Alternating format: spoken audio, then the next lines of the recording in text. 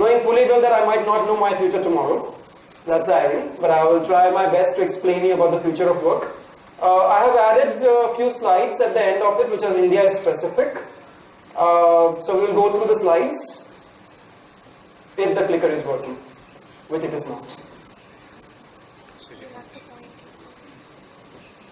Okay, it's working. How many of you know this guy? Robert, I think his name is Robert Malthus. Last name is Malthus. Any economics majors here? Economics undergrad? किसी ने economics में under graduate किया है? नहीं? Commerce में किसी ने under grade किया है? हाथ खड़े करें प्लीज. इकोनॉमिक्स पढ़ी है अंडर ग्रेड में? माल्थस पढ़ा है? मैथ्स और इकोनॉमिक्स पढ़ा है? क्या होता है याद है? नहीं याद है? किसी को याद है? एमबीए में आने के बाद एमनीजिया हो जाता है, सब गायब हो जाता है. हाँ, गो ऑन. माइक्रोफोन पहुंचवाऊं? इतना याद नहीं, ठीक है. Okay, what this guy Malthus says is that population grows in geometric progression. Maths किया है किसी ने? ज्योमेट्रिक प्रोग्रेशन क्या होता है, कौन समझाएगा? मैथ्स ऑनर्स, मैथ्स में बीएससी किसने किया? यहां पे किसी ने नहीं किया? फिजिक्स में किया है किसी ने? किसी ने बीएससी किया यहां पे? स्टैटिस्टिक्स किया है? How many of you have done BSc here? Raise your hands. बस एक बच्चे ने बीएससी किया है, आपने भी किया है. आपको पता है ज्योमेट्रिक प्रोग्रेशन क्या होता है? नहीं पता? आपको याद आ गया कि आपने बीएससी किया है? ज्योमेट्रिक प्रोग्रेशन क्या होता है पता है आपको? क्या होता है? हाँ, माइक्रोफोन में बताइए.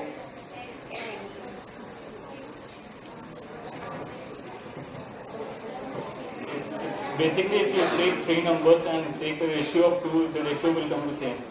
The first two numbers and the second two numbers. किसी को समझ में आया? इनको समझ में नहीं आ रहा है.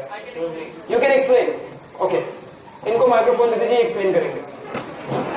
अच्छा, उनको एक्सप्लेन करने दीजिए, फिर अगर वो नहीं कर पाएंगे फिर आप कर लीजिएगा. So basically, there is a number and the number goes on increasing by a multiplier. That's it. For example, दीजिए. For example, if the first number is 2 and the second number will be 4, then it will go on as 2 2s are 4. Then into 2, that will be 8. So 2 is the common multiplier and the number goes on increasing thereby. समझ में आया? Yes. Junaid, thank you so much. Clap for your batchmates, come on. Show them some love. तो geometric progression का मतलब ये होता है कि चीजें एक मल्टीप्लायर से ग्रो हो रही होती हैं. जैसे उन्होंने समझाया, first it's 2, then becomes 4, then 8, then 16 and so on and so forth. So at every stage you are multiplying by a factor of 2.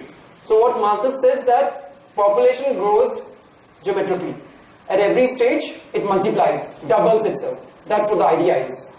However, he also says that agricultural production grows in a linear fashion. Okay? So it doesn't multiply, it just adds.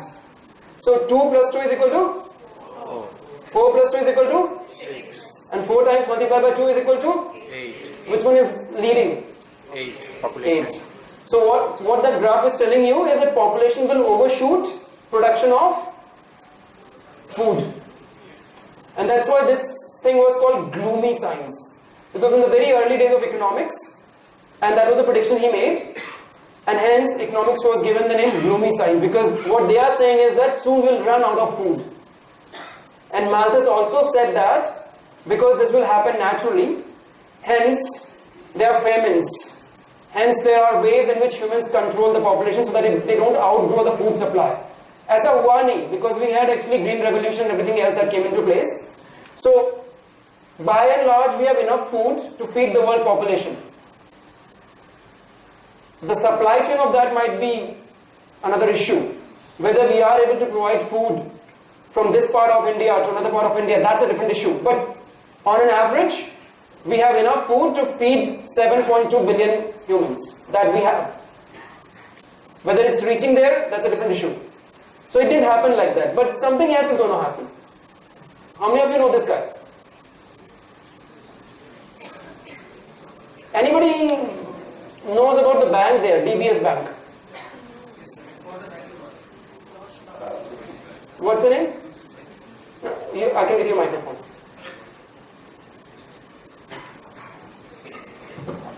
Sir, I only know that DBS Bank was set up in Hyderabad firstly because of the. Okay, where does it belong to? How? Okay, what's the full form of DBS? Anybody wants to take a shot at that? DBS? Banking system. Okay, good try. Try another time. Sir, I'm forgetting the. I'm not getting the full form. Okay. So So Mr. Gupta. So DBS is Development Bank of Singapore. This is the biggest bank in Singapore, and they have recently started banking in India as well. Digital. They are only digitally present, so you will not find a branch. That guy on your screen is actually the highest paid CEO in Asia. So clap for one of your countrymen who is the highest paid CEO in Asia. So what does he say? He says, we will live longer. Anybody has doubts on that? Anybody disagrees with that? Are we going to live longer? Yes. What's the life expectancy of India?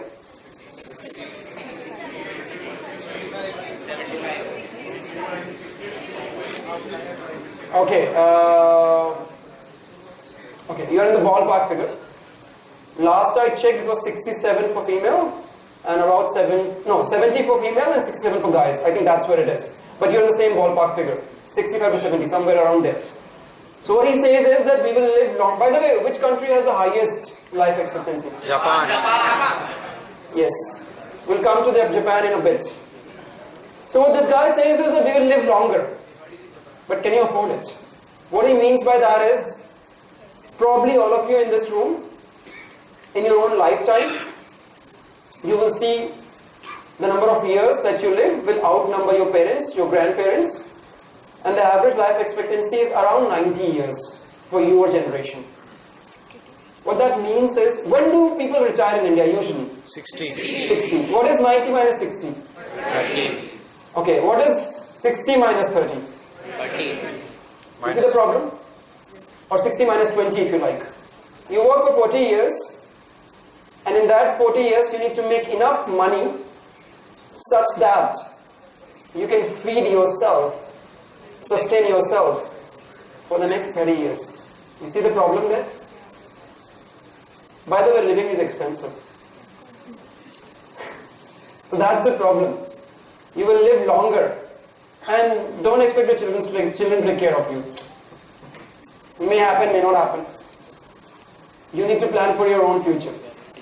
So what I'm trying to say here is that you will live longer. Given the advancement in medical technology, given the advancement in food, given the advancement in everything else, you will live longer. But who will fund your expense? There is a cost involved in living. Every day you consume. Where will money come from? And that is not the only challenge. There is another challenge. Industry 4.0. Anybody knows what that is? Artificial intelligence. Okay. Who will explain what Industry 4.0 is?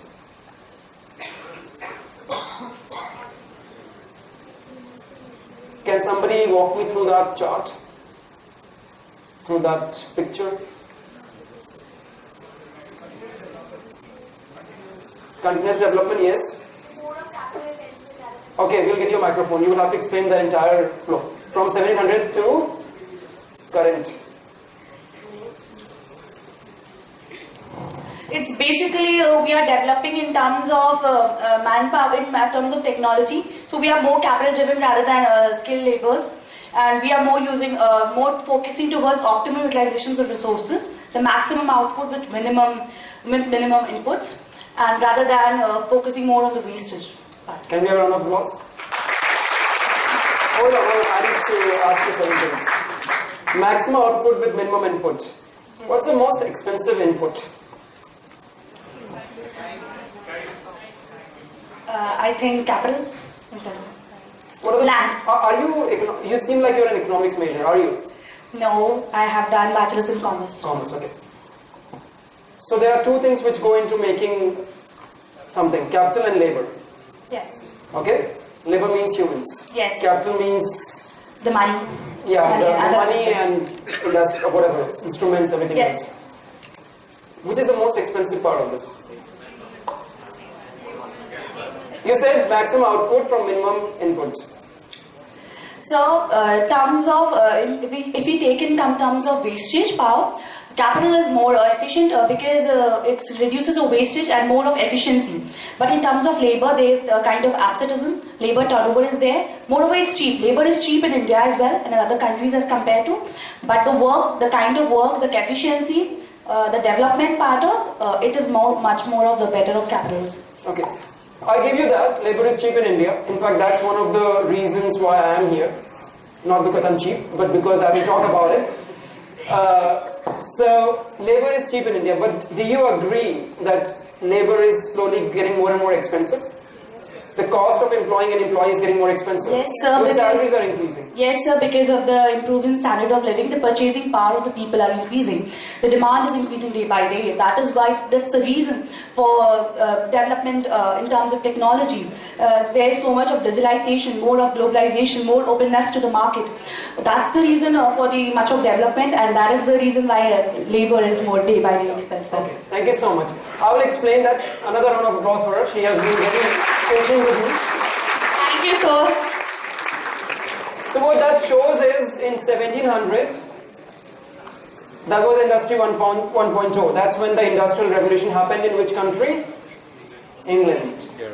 Steam engine, James Watt, kuch yaad hai? So he started that revolution. So previously people used to do a lot of work with hand. Then textile mills were the first to get automated. That was usually using steam engine. Then in 1800s you had electricity.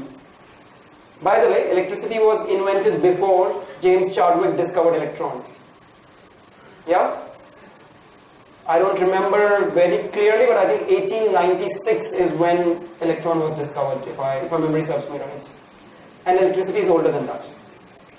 We have understood to harness electricity before we discovered electron. So anyways, electricity came in the picture, steam engine out, electricity in, and then something more happened. In the last century, we got robots. Automation happened. Yeah? Now we are in so-called Industry 4.0, where not just automation, but data is playing a big role. We have more and more and more and more of data. And we yet don't know how to harness it. That's what Industry 4.0 is all about. How you will harness the power of data to be more efficient, like she said. With the minimum input, produce the maximum results. So if you know how to optimize, you will be able to reach there. Now the problem with that is, the more data you use, the more methods of disintermediating humans you figure out, the less jobs you have. For each, when you become more efficient, the same work can be done by fewer people. What that means is that less of you will have jobs. Or there will be less number of jobs, or less types of jobs. Because a lot of those jobs can be automated. So that's the problem. So problem number one, we are living longer. Problem number two, no jobs. So in Hindi, amdani atanni kharcha rupaiya. So that's what is happening there. You will have less, there will be fewer jobs, fewer of you will be employed, and majority of you will live longer, with no money to fund it. Sounds gloomy? That's why, go back to this guy. He predicted that humans will outnumber the food supply. But we are smart people, we figure out ways. I'm hoping we'll figure out that as well. At least that's the hope. Some of you here in the room might figure out how to break that puzzle. Okay, man versus machine. Ricardian economics. What that means? Comparative advantage. Does that ring a bell? No? Okay, I'll explain you what that is. What Ricardo says is that there are two countries in the world and only two countries. You remember this? Okay. Yeah, so we'll get you a microphone. See, my job gets easy when you speak. I have to speak less. Theory of competitive advantage involves, like if there are two countries, one country excels in producing one particular product and other excels in producing another product. They should combine and produce that commodity so as to reduce the cost of production, and therefore each country will get the commodity at low prices. Yeah, thank you. You give a quick clap for him. Huh? So what that means is, if there are two countries in the world, one is, let's say, good at producing bats. It can produce bats cheaper than it can produce ball. The other country can produce balls cheaper than that country can produce bat. So country A should only produce bats, country B should only produce balls, and they should trade. That way, overall, for the planet, you will achieve the same output with lesser input. That's the idea. So competitive advantage. Whatever you're best at, do that. Don't try to do everything. By the way, that applies to you as well. So try to figure out what you're good at and do that to the best of your possible limit. So what that means over there in current context is, if we are going to compete with machines, we need to find what our competitive advantage is. Because can you run faster than a car? You can't, right? Can you compute faster than a computer? You can't. But there must be few things which humans can do better than machines. We are still figuring out those things. But there is certain human aspect to being human, which only humans can do. That's our competitive advantage. Instead of thinking countries, think of man and machine. These are two different countries now. Machines can do some things better. Humans can do something better. So machines should do that which they can do good. Humans should do what they can do good, and then we should trade. That's the idea. Everybody with me so far? Samajh mein aa raha hai? Okay. Okay, you know, I was trying to actually find a picture which I had seen in Facebook a few days back. I couldn't find it, so I found a substitute. Anybody has a clue what is happening here? What that lady is doing? Just take a guess. It's very easy to guess what she's doing. She is a lift operator. So what is happening is that there used to be a job, still is a job, where you are a lift operator. And your job is to, what does a lift operator do? Operate the lift. What do you need to do to operate the lift? Press the buttons. This job was not always like this. Any one of you have seen the channel gate lifts? So it was much more manual. Now it's kind of automated.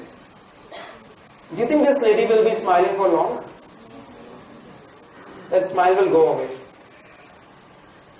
Because that job is ripe for disruption. That is an example where machine has taken over. And she probably is no longer needed. For legacy reasons, she is there. But as far as utility is concerned, I don't think she is adding value. So when you don't add value, you are prone to being redundant. You're prone to getting fired. And this is not true only for individuals, this is true for industries as well. Entire industries can disappear. Travel industry is a prime example. How many of you called a travel agent to book a flight? When was the last time you called a travel agent? How many of you book it online? Raise your hand. Almost all of you. Who uses travel agents? Only Jaipuria Management Institute to book for their professors. Why? Because it's efficient. Okay? Every job has a value. Now, why Jaipuria uses a travel agent is because they are centrally managing it. But as individuals, as consumers, we do it ourselves. So that travel agent, which used to be a lucrative job, is no longer there. So entire industries disappear when technology disrupts. In fact, I'll go on to say that technology is eating the world. When I say eating, it's eating into the bigger and bigger portion of the world's GDP. Technology is the biggest disruptor. That's the biggest threat to our jobs. But at the same time, it's also our biggest friend. We'll come to that in a minute. What is happening here? Anybody seen that picture? WhatsApp पे देखा होगा. I call that WhatsApp ज्ञान. Are they pretty? Chura. Okay. Even that is debatable. Anybody has seen that picture before? No, none of you have seen that picture before? No. Okay. Ready? That picture, you're smiling, you probably know that picture or you like one of those girls. Okay, that picture is from CERN. CERN in Switzerland. Any one of you knows what CERN is? No? I'm hearing some hush hush, which is telling me that some of you know.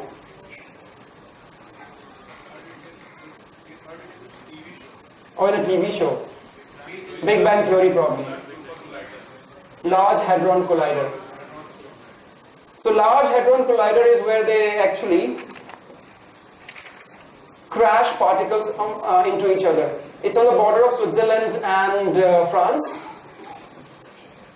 And it's a big circle where they accelerate particles and they bombard them into each other. So LHC is the short, Large Hadron Collider. And this group is also called Les Horribles Cernettes, which in French means the horrible CERN girls. So these are probably staff or wives of CERN scientists. Then some of them might be scientists as well.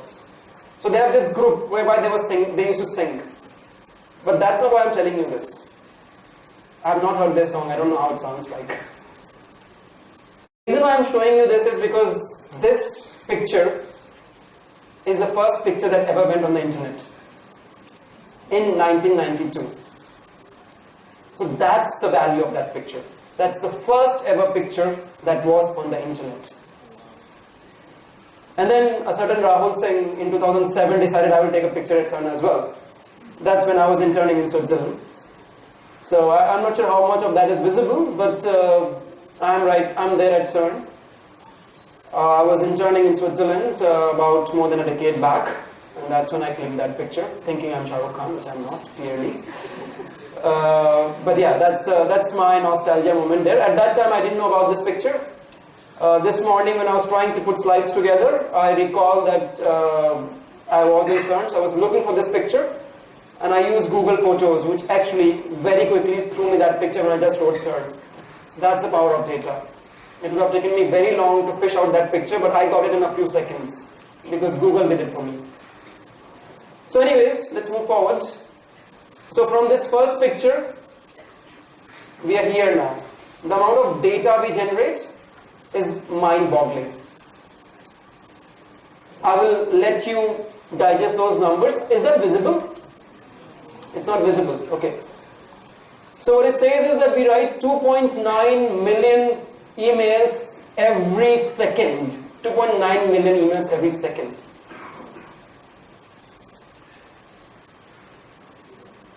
There are 700 million tweets every minute. Yeah? So what that is telling you is there is a lot of data being generated. It is just generating it at an ever increasing pace.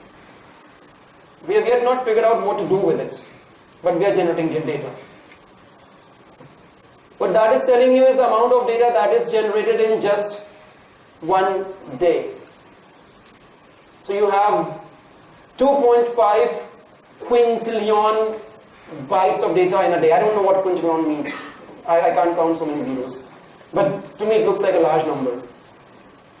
It's also telling you that 90% of the data that you have today was created in the past 2 years. Just let that sink in. The entire human history, all the knowledge we have is actually data. It's already there. And in 2 years, we produce 9 times more of that. You were talking about geometric progression, right? The multiplication factor here is 9. Not 2, it's 9. Your data is far outstripping your abilities to process it, at least with human intelligence. So that's the scary part. We are producing data like nothing else. Okay. The $1 billion question. How many of you want to be job creators? Very good. How many of you want to be job seekers? Okay, how many of you want to be job creators? Raise your hands again. Job seekers? These guys are going to hire you. Look out for these guys. Those are going to create jobs. So there is a market here. Job seekers, job creators, talk to each other, get jobs. Now, the problem is that the whole definition of work is changing. Not just work, not just workplace, not just people, the kind of people who are doing the job. The definition of work itself is changing. So what I mean by that is, before the Industrial Revolution, when you said I do this work, it meant that you provided end-to-end service. If you said I'm a blacksmith, that meant that you could do something with iron. If you said I'm a goldsmith, that meant that you could do something from gold. You could take raw gold and make ornaments out of it. If you said I'm a tailor, you could actually take raw sheet of cloth and make shirts out of it. That changed in the Industrial Revolution. We started having jobs. So the guy who was working in a factory which produces shirt had a very specific job description. He might just be spinning the threads. Nothing to do with the end product. There might be another guy who was just packaging it. So we became factory workers. There was an assembly line. So one person did not know end to end. We started creating jobs, which are very different from the era before, where you had end-to-end accountability of a product that you are delivering or a service you are delivering. Even in the service industry, a lot of you might be having IT background or must have worked in IT. You don't have clarity as to what is the end product you are delivering. You are a cog in the wheel. You process something, it goes somewhere else, next person processes it, and it gets delivered to the client. Now that is changing. We are again back to square one. We are again back to end-to-end delivery of service or of products. Disruptions keep happening. I mean, I was having a discussion with your director earlier, and we said change is the only constant, which is true. Change is the only constant. Things keep changing. Muscle power versus neuron power. So much of the Industrial Revolution, it was about replacing human muscles with robotic muscles. That's what we have done. Now the big danger is coming. Until now there was a blue collar and a white collar, right? People who had a white collar job, they were like, mujhe farak nahi padta hai. I'm in a nice plum air conditioned office. These workers in blue collars, they can go to the blast furnace and burn themselves. Suddenly the fire has left the furnace and reached those air conditioned office. Now what is happening is that your jobs, those white collar jobs, are no longer safe. Why? Because the machines of the future are not replacing muscles, they are replacing neurons. They are replacing your brain. They're capable of processing more than you can.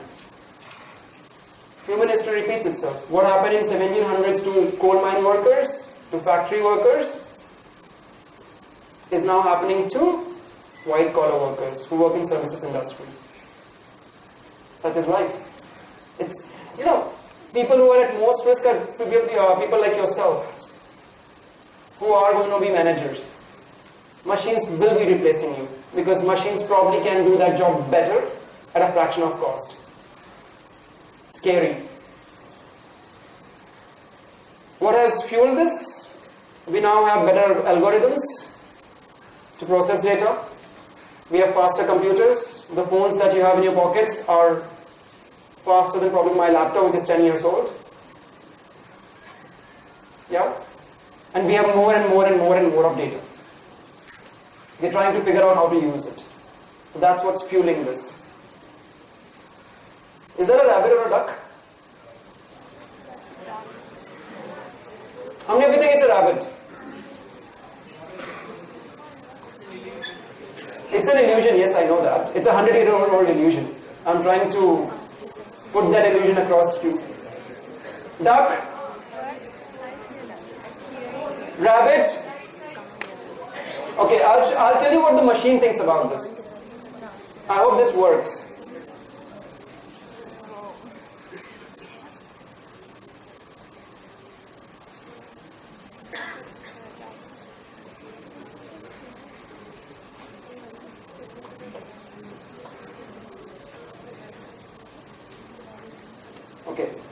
Let's play that. Is it visible?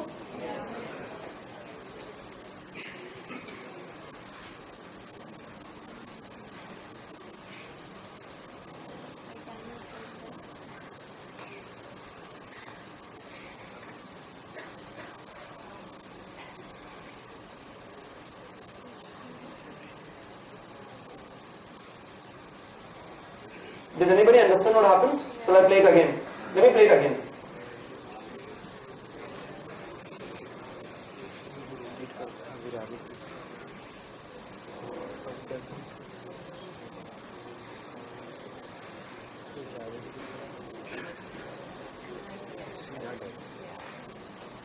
Okay. So just like you guys are divided as to it's a rabbit or a duck, the machine is also divided. What machine is saying depends on the orientation. That is an algo which is telling it. So how artificial intelligence works is very simple. Give it large enough data, it will figure out for itself. So this computer probably has been fed with enough images of both ducks and rabbits. Now the machine is trying to identify patterns. What does it resemble? So it says, depending on the orientation, it's either a duck or a rabbit. You know what is scary about this? The scary part is that you also came to the same conclusion. And the machine can do the same job that you are doing, concluding that. So there is no reason for somebody to hire you as opposed to that algorithm. So that's the scary part. The way humans learn is we take data. When we are young, we don't realize it, but subconsciously we take a lot of data. We look at people around us, we imitate them, and that's how we learn. What artificial intelligence does is, if you have a traffic light, if you keep feeding it enough data over 30 days, or whatever is the number, after some time it will figure out red means stop, green means go. Because it will see when the light is red, everybody is stopping. When the light is green, everybody is going. It will figure out very quickly. That's how you also learn. You also learn in another way. Somebody can come and tell you, red means stop, green means go. Now the second way you learn, when somebody comes and tells you, is how we used to program computers in the 70s. Red means stop, green means go. Now the computers are smart. You don't need to program them. They can figure out for themselves. Just like humans can figure out. That's the scary part. Computers are becoming smarter. They know what to do.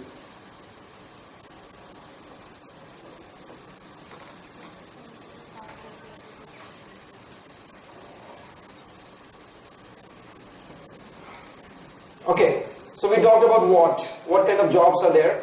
Jobs are changing, machines are taking over. Now this talks about who. How many of you work in the IT industry? Can you raise your hand? Just one? Okay, how many of you have work experience, please? Okay. All rest of you are fresh from college? Okay. Internships? Okay. How many of you have had any work experience at all? Internship, jobs, whatever. Raise your hand. Okay. Have you realized that very often your jobs are an outsourced job? You're working for a company which has outsourced the job to your company and you're working there. So what has happened in the past is there were contract workers, there were outsourced companies which were doing jobs for the parent companies. That was the norm. Now even that is changing. There will be fewer and fewer of permanent employees, and there would be more and more of those gig economy kind of jobs where you are given a task to deliver. You don't have jobs. There is no job security because there is no job. You only have your skills. It's about your skills. What skills can you deliver? Just about that. So people will hire you if you can make a website for them. People will hire you if you can do data analytics for them. People will hire you if you can do some task for them. They will hire you for a task. You will not have companies that hire you full time because it's very expensive to employ you full time and put you on the bench. Scary. Where? Work from home? Out of that? probably home will become your work very soon. Because as I said, the nature of work is changing. The nature of companies, the way companies employ and interact with humans is changing. Lesser and lesser full-time jobs, more and more part-time jobs, more and more contract workers, more and more gig economy workers. So, in the past we talked about work from home, work in office, mixed world, virtual teams. Soon you will only have virtual teams. No offices. Can be good, can be bad. Depends on what you're used to. But change is coming. Be prepared. Brace your seats. McKinsey report. 50% of the economic activities done in advanced countries like US can be automated as of now while we speak. 50% of the jobs, 50% of the tasks can be automated. What does that mean? What happens to 50% or 51% of the jobs?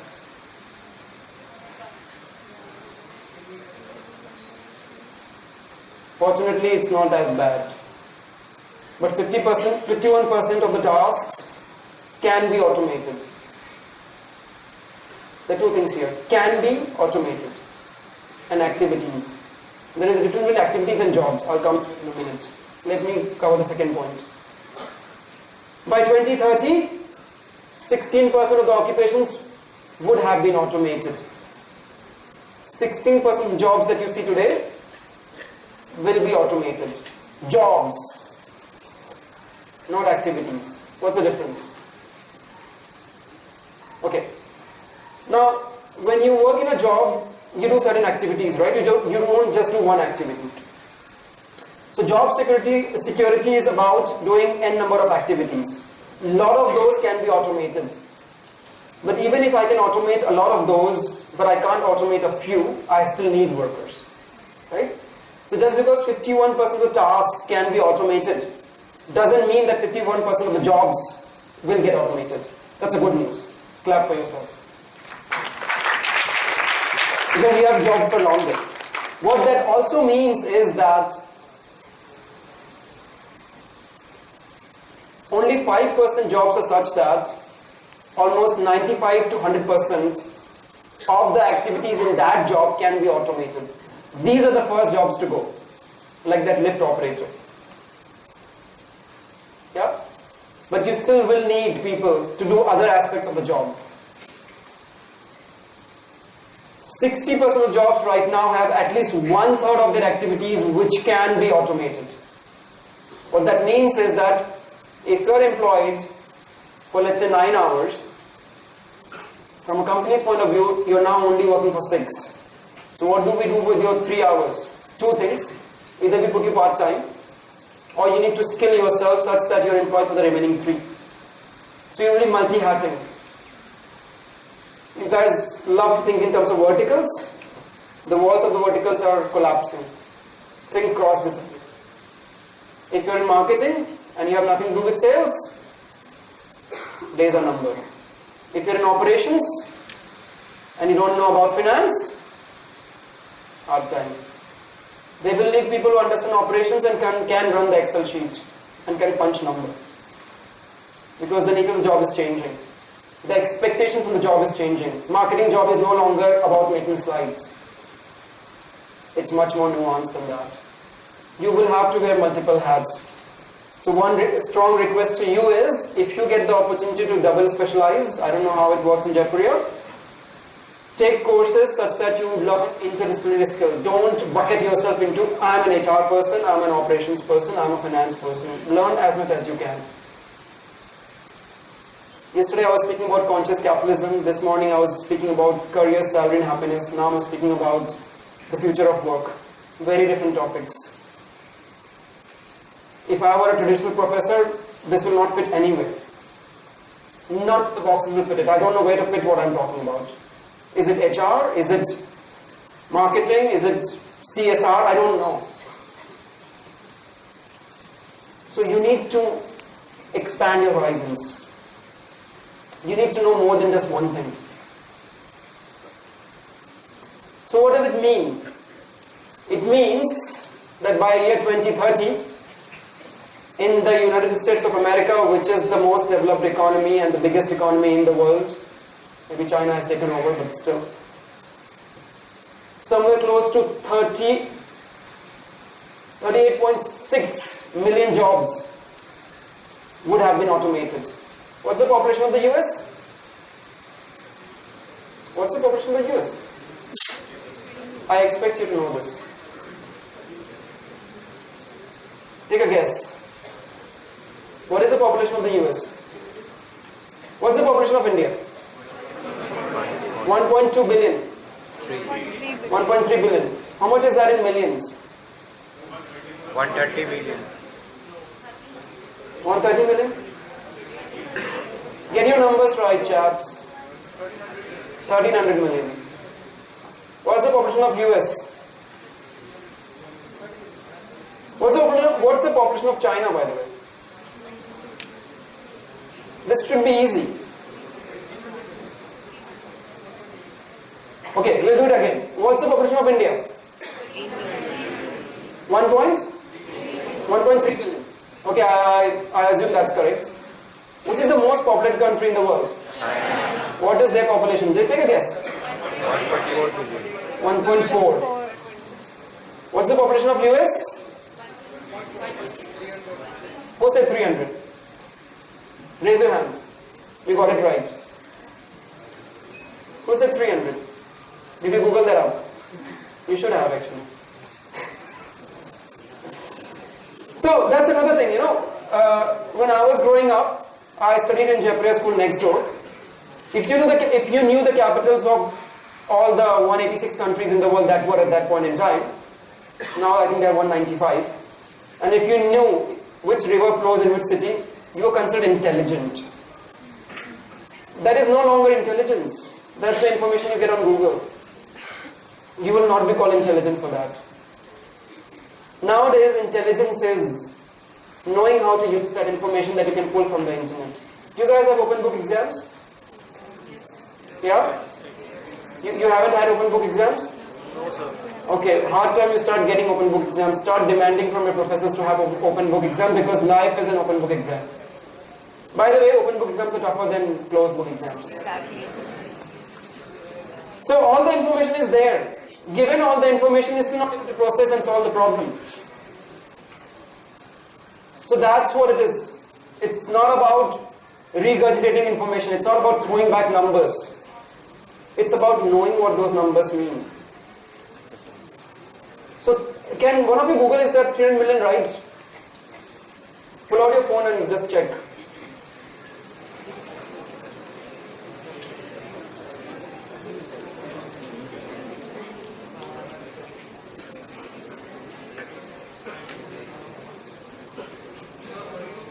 $32.72 crores.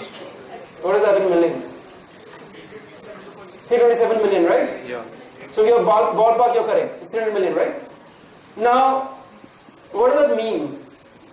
When you said 327 million, or when you said 300 million, and when you said India is 1.2 billion, and without realizing 1.3 billion, without realizing that 1.3 billion is 130 million or 1300 million,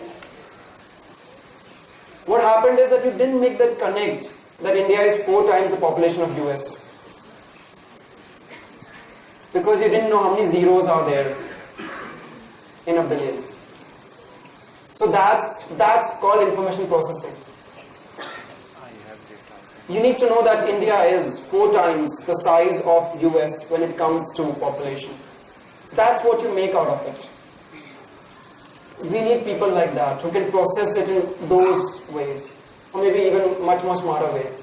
I'm just throwing an example. So what that means is 10% of the US population will lose jobs.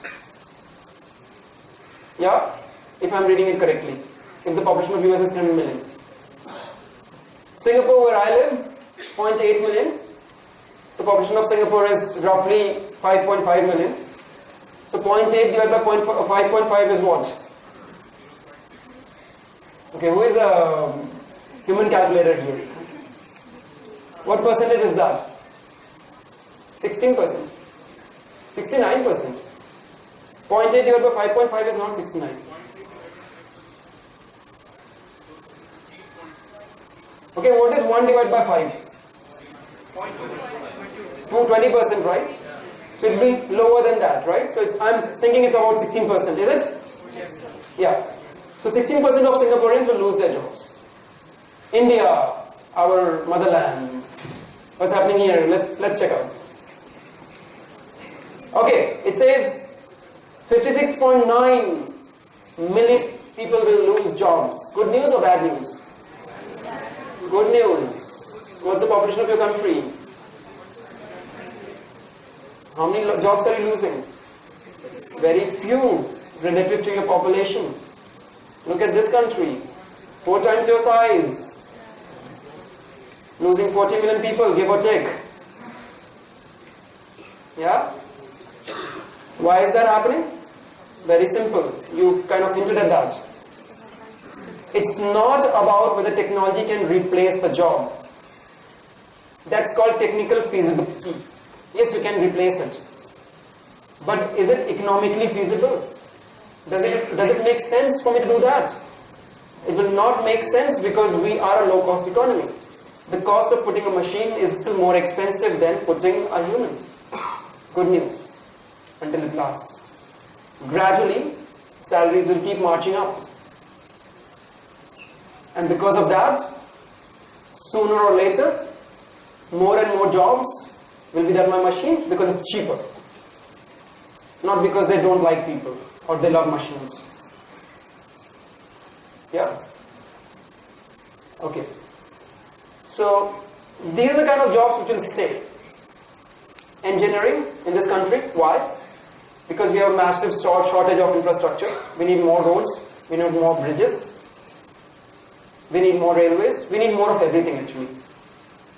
Medicine, because we are living longer, you will need more doctors, you will need more nurses, you will need more hospitals. In fact, if you had to invest, this is where you should invest, into companies which do construction, into companies which are into medtech, into companies which are in medicine. That's where the future is, that's where the growth is, that's where you will make money. Teaching.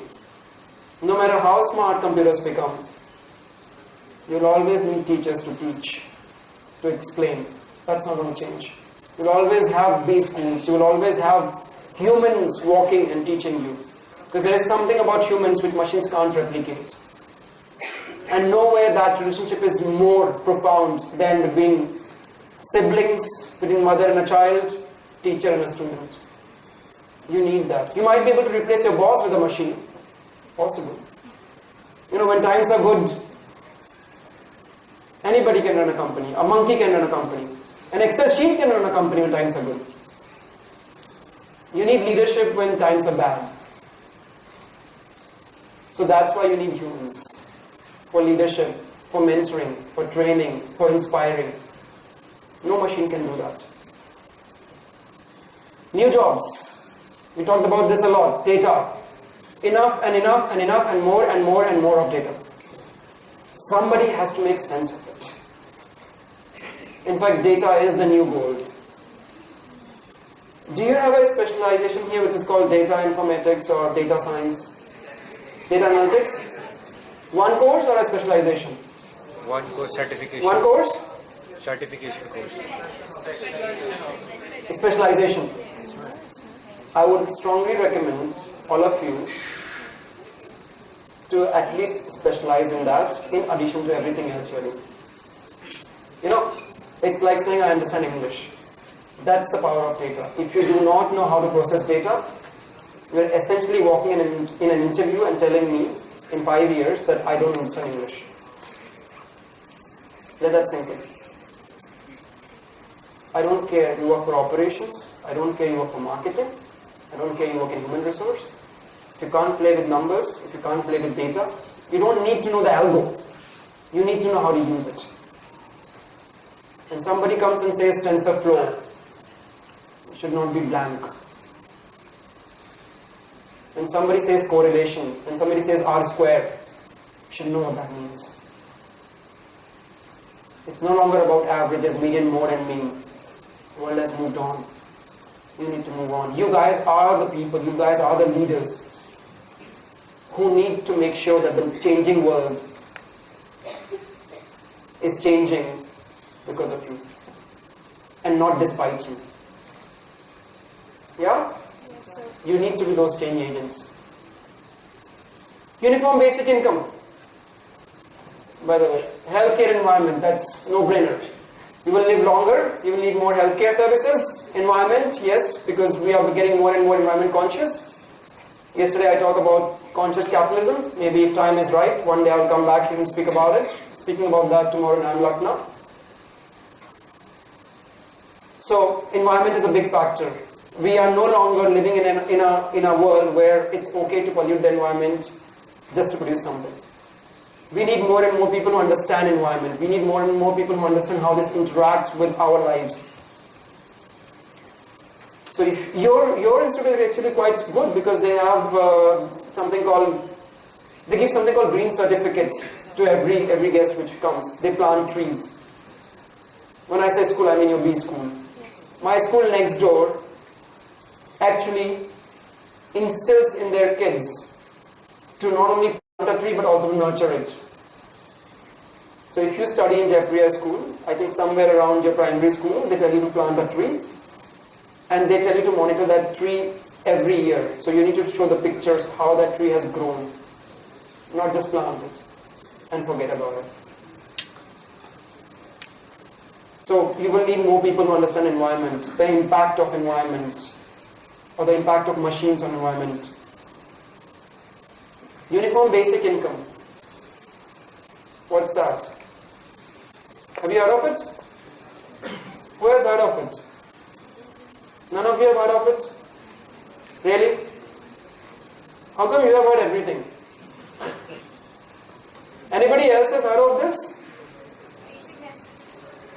Yeah, but let's give opportunity to people who have not spoken yet. Uniform basic income. Who has heard of this? How many of you understand English? Uniform basic income. Even if you don't understand the economics behind it or jargon, it can make sense. Are you making sense or you know about it? I know about it. Okay, we'll pass you the microphone. It's basically that Let the microphone come to you. it's basically that everyone in the economy is getting a common basic income and incentives add on with the credit capability. Why? Why is that necessary? Why is that The necessary? basic needs. Okay. Why?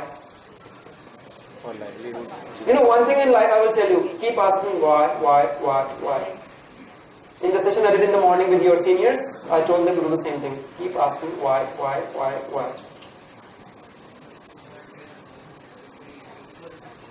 Okay, the why is because you will have no jobs. Because you have no jobs, you don't get paid, but you still have needs. To make sure that you are able to cover your basic needs, somebody has to give you that money. See, the problem there is an irony here actually. We are getting more and more machines. You can sit down, it's okay. It's not a punishment. We are getting more and more machines to do the jobs which humans do. And because of that, what is happening is that lesser and lesser humans are in an economically gainful employment. Lesser and lesser of them withdraw salary. But the problem is that who are we producing the goods and services for then? Because if you're producing goods and services which cannot be bought because people have no money,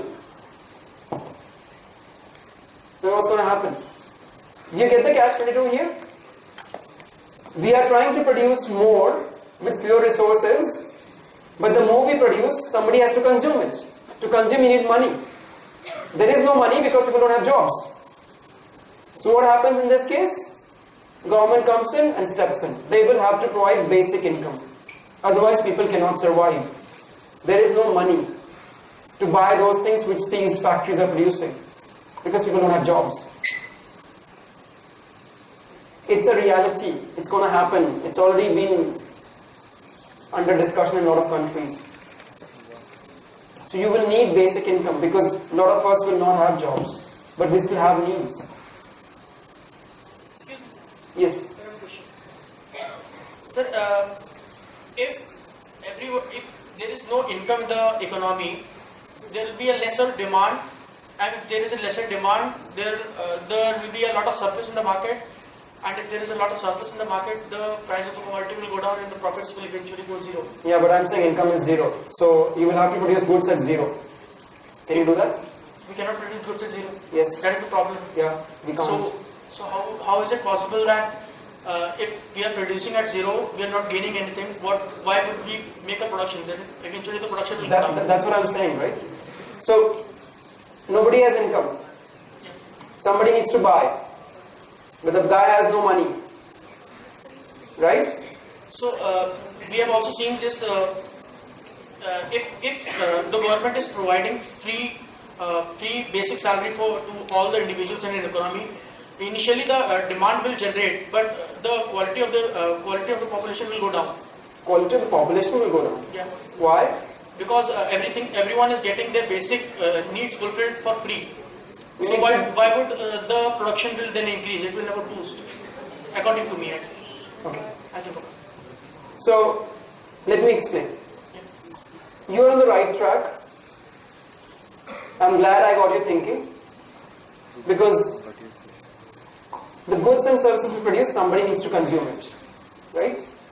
If you have machines which are producing it and there is a surplus, yes, you're saying the price will go down because there is no demand, correct? But the price will never go below the bill of materials. You know what is bill of materials? Basic cost of production. It will never go below that. Bill of materials will never be zero. Okay? There will be a cost associated with that production. The government needs to provide you enough such that you are able to afford that. If that's not done, there will be mass starvation. There will be mass poverty. Government needs to step in. Where will government get the funds? Yes, very good question. Don't forget, government can print money.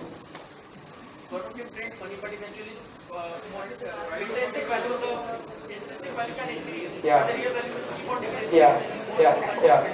I'll explain. So what happens is, the government, can we have silence? Government can print money. It is the job of the government or the Reserve Bank of the country to make sure that only enough money is printed such that there is acceptable level of inflation and employment. If they produce it at a faster rate than the amount of goods and services produced in the country, there will be inflation. If they don't produce it at all, so money is like the water that flows. So if you don't produce money, the economic transaction will come to a standstill. So you need to print money.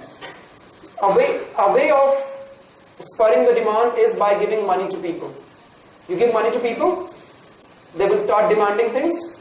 Because they're demanding things, factories will need to produce it. Are you with me? Yeah, but after a certain level, when the enough money is printed, after a certain level, the conditions will go reverse. Yeah, that's what I'm saying, right? So you need to only produce. So this is an entire monetary policy issue here. How much money you produce? But do you agree that somebody needs to give some money into your pockets? It's like, think of it this way. You had pocket money when you were a small child? Were you deserving that pocket money? Were you producing anything of value? No. But you were still given that, right? Why? Yes. Does it become clear now? So think of that government as your mommy papa. They need to put you that money in your pocket. Otherwise you won't survive. Because that's the hard reality. Okay? We can discuss this offline as well. So, Ikigai. Anyone of you has seen this? Nobody has seen this? Anybody has heard of this? So if there is one takeaway from my slides, one thing I want you to take away is this slide. So what that means in short is, Ikigai is doing what you're passionate about, and within that passion, using your skills to solve for a world problem such that people are willing to pay for it. The last line is important. Such that people are willing to pay for it. You need to find what is it that you're really passionate about. Could be anything. Could be marketing, could be teaching, could be solving for world hunger. You need to find that passion. once you figure out that passion, you need to figure out what skills you have which will enable you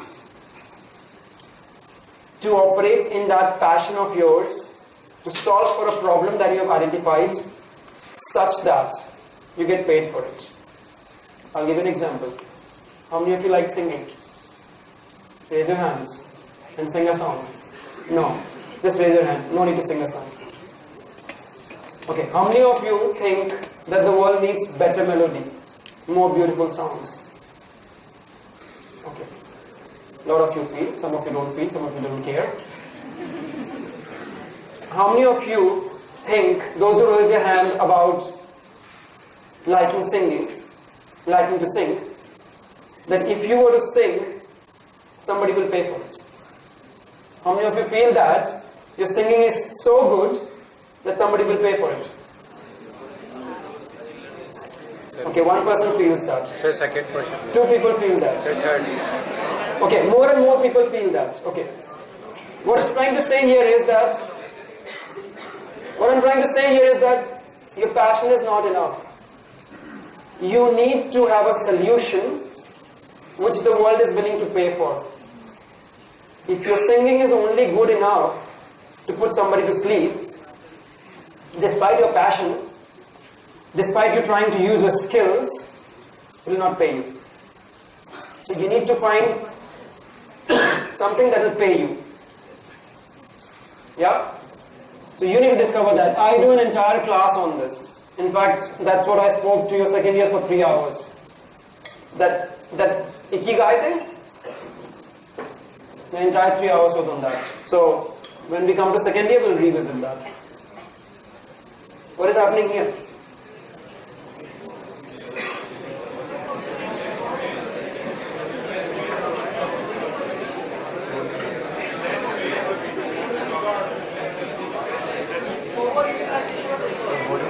Okay, I think you got it. I'm not sure if that picture is from India or Bangladesh, but regardless, you get the picture. Okay? So what is happening there is, India has two problems. We have a lack of infrastructure. We also have job scarcity. At the same time, we have kind of overpopulation. When I say overpopulation, it means that not enough people are employed to their capacity. Let's just put it like that.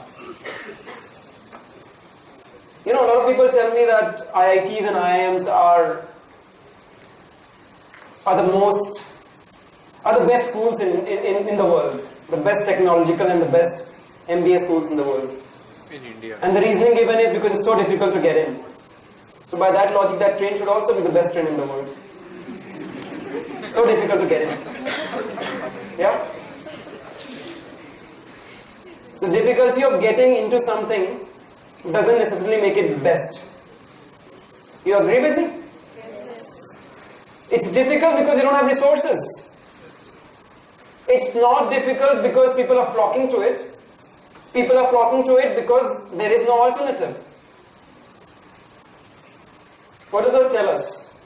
India has oversupply of labor and a scarcity of resources, of infrastructure, of healthcare, of educational institutes, of transport mediums, of all kind of things.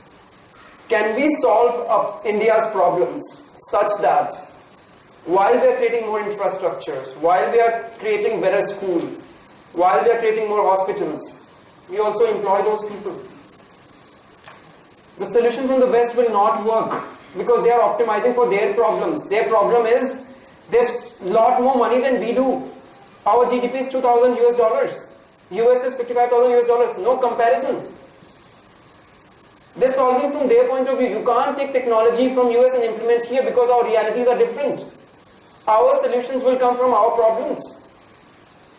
The landscape is different. So each one of you need to think about this. If you're trying to solve problems for India, think of it in an Indian context. Think of how you will solve it such that you can create jobs, not take away jobs. Some numbers. We were top of the world around 1700. And where are we now? if that has to turn, if we again want to become Sone ki Chidiya, something needs to be changed. We have one thing working for us. As I said, data is the new gold. There are two countries which have plenty of it. Which two countries? India and China. We have plenty of it. For majority of human history, we were the top economy simply because of our sheer numbers. Our population was so big and the society was agrarian. That means they were doing agriculture. Agriculture is very labor intensive. This is before tractors were invented. More hands you have, more people you have, the more you produce. Simple logic. We are again coming back to it. We have more people. Each one of you generates data. That data is precious. Somebody needs to figure out how to monetize it. Each one of you are taking more pictures. Each one of you are visiting clinics. Each one of you is shopping. Each one of you is consuming, eating. That data is going somewhere. We are producing lots and lots and lots and lots of raw material, which is data. Somebody smart in this room has to figure out how to use it to India's advantage. India rising. We will be the top 3 economy by 2030. How? Like this. The GDP of India is currently, okay, that's in PPP. It's 2 trillion, right? 2.1 trillion, somewhere around there. In purchasing price parity, it says it's 10 trillion. Now that slide is a snapshot of how it is right now. Key statistics. This is how the story changed. What happened in 1991 in this country? Liberalization. Look at where we have come from there. Your GDP was here, 275. You are 2.6 trillion now. You have more than increased by 10 times in such quick succession. And this is an upward trajectory. It's going to go up. It's continuing to go up, in fact. Again, India and China. We often talk about these two countries. Those are some numbers. In population, we are not very far apart. What is interesting to see is the GDP numbers. If you do quick maths, they are like 5 times our size. We are at 2.6 billion. They are at 13.6 No, it should be trillion actually. 2.6 trillion. They are at 13.3 trillion. We are 5 times behind them actually. But the good news is, we can catch up.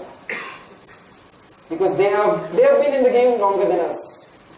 China became kind of liberalized in 1978 when Deng Xiaoping opened the doors. We are like 13 years behind. Will we catch up? Again, we have a strong manufacturing base.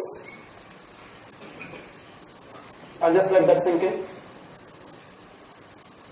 We have a strong infrastructure base.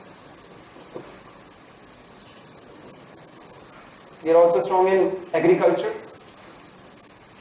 Not all is gloomy about us. There is enough to do in this land.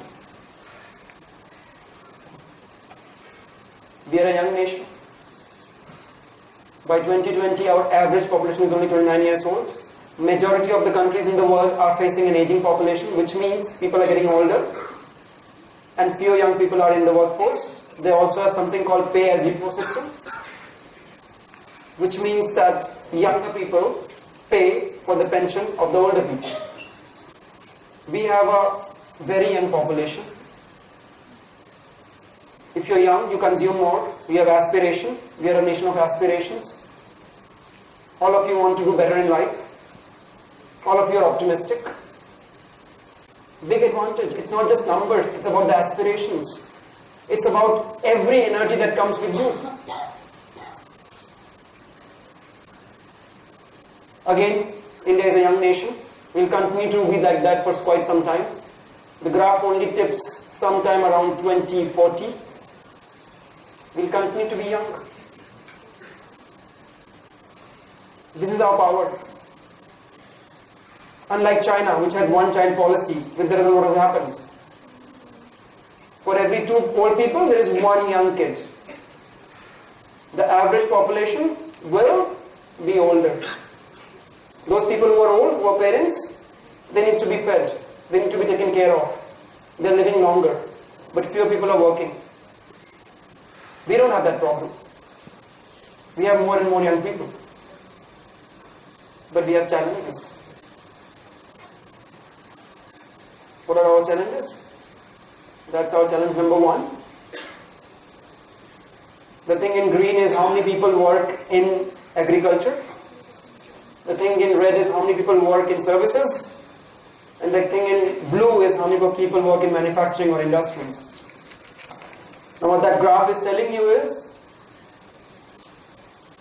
there is disproportionate number of people working in agriculture relative to the output they produce. So GVA is gross value add. You see, it shrinks, right? There are so many people working in agriculture, about 42% of our population, but the economic value add is only 17%. We have more than enough people in agriculture. We need to figure out better ways of employing them more productively. That's our challenge number 1.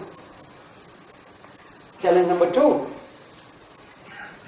We still have not been able to provide basic amenities to a lot of our population. There is enough money to be made there. If only you can figure out how you will provide all those services to the last village in this country. Enough of opportunity there. In all those sectors, in education, in healthcare, in roads, in pollution control, in water, in housing, in banking, in sanitation. Enough of opportunities in this country. Just by focusing at our own people. We are not asking to import solutions from outside. Startup scene, some of you mentioned. I said that's at the very end of my slides. What is happening in Indian startup scene? We are the 3rd largest ecosystem of the startup in the world. Yeah. We have created $130 billion of value just by startups. There are 39,000 startups in India. 270% growth in the last 6 years. That's the promising story I was talking about. Our population is growing, but is it growing at 270%? No, right? If you get into the right space, if you solve for the right problems, you will be able to create jobs, not just for yourself, but also for many others around you. The startup scene. How many of you recognize the companies? At least 10 of them.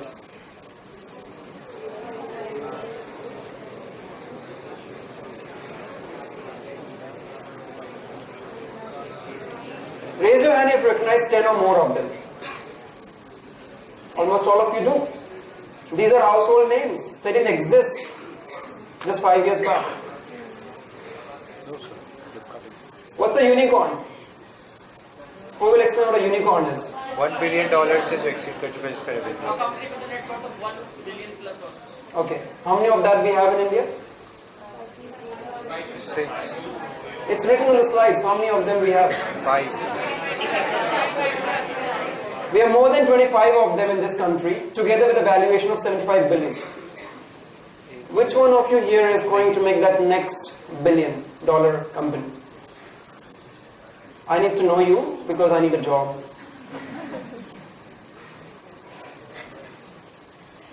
So please work on this. Make that number from 25 to 26 and reach out to me. Or I will reach out to you. Either way.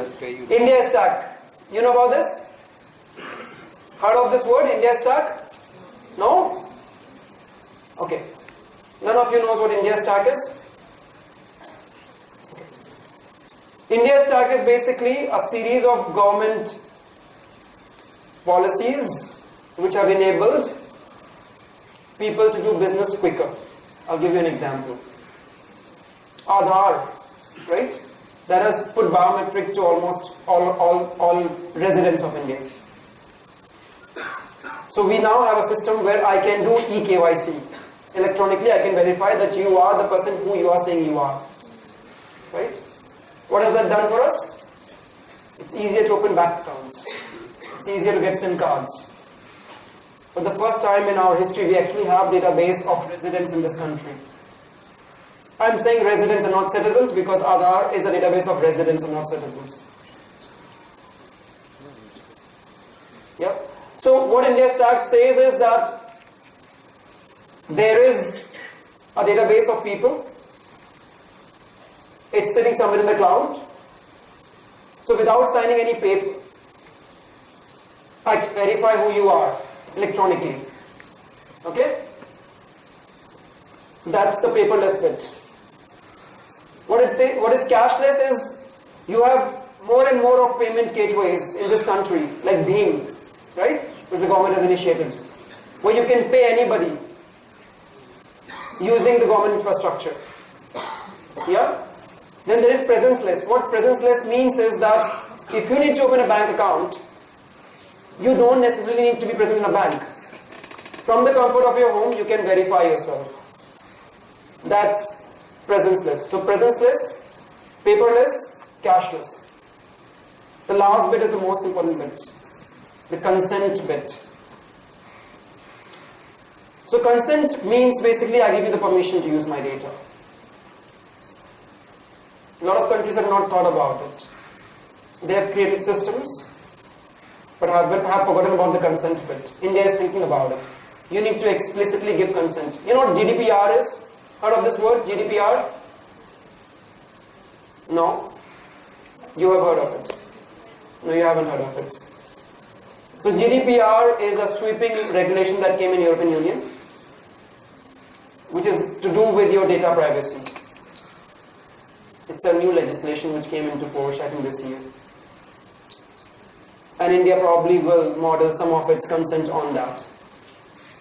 So it's your data. Who should be accessing it? Who should own it? Those are the questions which consent layer answers. How long can I keep your data? Just because I said accept once on the website, doesn't mean you can keep my data forever. So these are the questions that consent layer tries to answer. Now what that has done, together all these four things are called India Stack. If you haven't heard of it, after this talk, do read about this. What India Stack does is, it makes it very, very, very easy for you to do startups, which are consumer based. So if you want to do a consumer based startup, you have an infrastructure which is paperless, cashless, presenceless, and has a digital consent. So your cost of acquiring a customer is low, very low, because I don't need to set up an office, you don't need to walk in, I don't need to print papers, and if there is an economic transaction, I can do it through the payment gateways. So the cost of doing business has been lowered because of that India Stack. This is actually revolutionary. A lot of countries around the world are studying about this. So data is the new gold, as I said. I'm hoping that some of you will create billion-dollar companies, and then I will get a job. I think I'm towards the very end of my presentation. What China, our neighbors, have done is shown us the way. It used to be a Western century until 20 years back. This is about the Asian century. Look at the number of companies in top 20. How many of them are Chinese? If they can do it, we can do it. Yeah.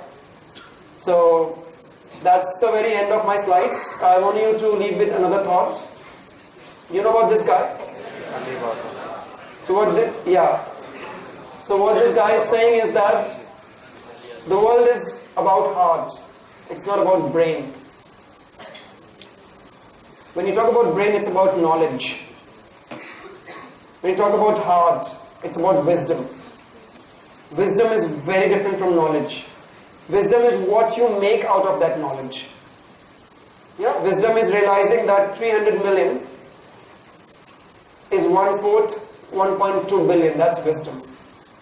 Knowledge is knowing those numbers. Knowledge is not power. Wisdom is power. So anyways, few of us at IIM have created that website where we talk about namely 3 things: jobs and careers, love and relationship, happiness and well-being. So we're talking about these things. Gyan means wisdom, Logi means study, hence the name. We have all these channels through which you can follow us if you like to.